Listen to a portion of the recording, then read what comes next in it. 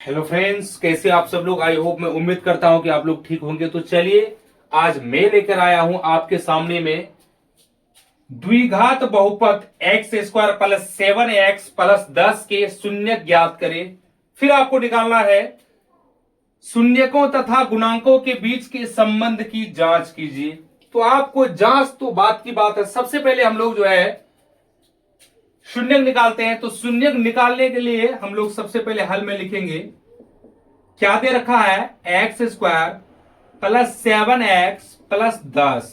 ठीक, तो इस टाइप का क्वेश्चन को हल करने के लिए सबसे पहले हम लोग जो है जब इसका जो गुणनखंड करेंगे तो क्या करेंगे, इसको सेम लिखिए एक्स स्क्वायर अब प्लस, अब दो संख्या ऐसा आपको चुनना है कि इसी दो संख्या को गुना करने पर 10 एकम 10 आना चाहिए, और वही दो संख्या को जोड़ने या घटाने पर बीच वाला संख्या आपका 7 आना चाहिए। तो आप कहेंगे 5 और 2 होगा। बिल्कुल सही बात है, 5 दूनी 10, आप 5 प्लस 2 बराबर 7 आपका पूर गया। ओके, तो कहने का मतलब 5 और 2 का मेल हुआ। चलिए मैं इसको मिटा देता हूं। ठीक है, इसको सेम लिखा जाता है तो क्या क्या हुआ, 5x प्लस 2x, तो 7x आपका पूर जाएगा।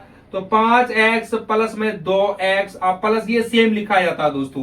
कहने का मतलब है कि साइड वाला जो भी आपका जो अंक होता है इसको सेम लिखा जाता है, सिर्फ बीच वाले का काम होता है। तो चलिए उसके बाद इस वाले भाई साहब को देखिए, इसमें आपका एक्स स्क्वायर प्लस 5x है, तो x को कॉमन ले लीजिए।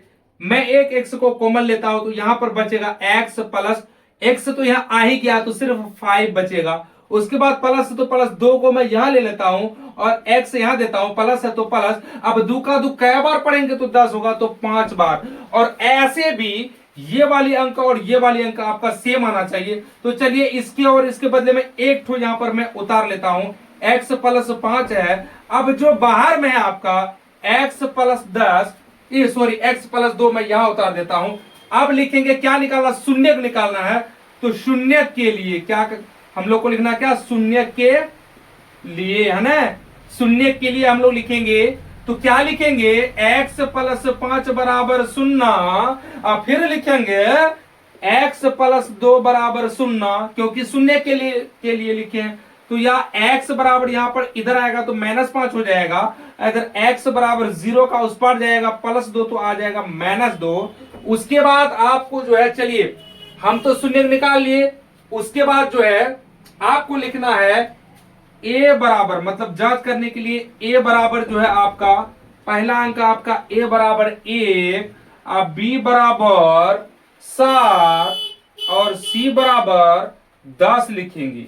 उसके बाद जो है हम लोग करेंगे क्या, जांच के लिए, किसके लिए, जांच के लिए आपका जो है फॉर्मूला होता है अल्फा प्लस बीटा बराबर -b बटा a।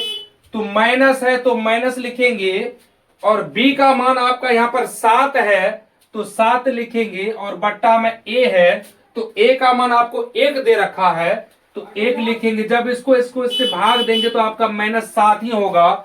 उसके बाद जो है आपका एक गुणनफल का होता है फॉर्मूला अल्फा इंटू बीटा। कहने का मतलब अल्फा गुना बीटा बराबर c बट्टे a होता है।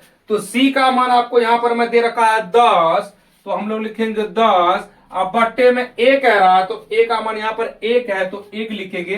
जब इसको इससे भाग देंगे तो आपका 10 ही होगा। तो इस तरह से आपका जो है शून्य का आपका निकल गया और जांच भी हो गया। तो आई होप आपको वीडियो समझ में आ गया होगा। अगर वीडियो पसंद आ गया होगा और समझ में आ गया होगा तो हमारे चैनल को सब्सक्राइब कीजिए, लाइक कीजिए और शेयर कीजिए। Thank you.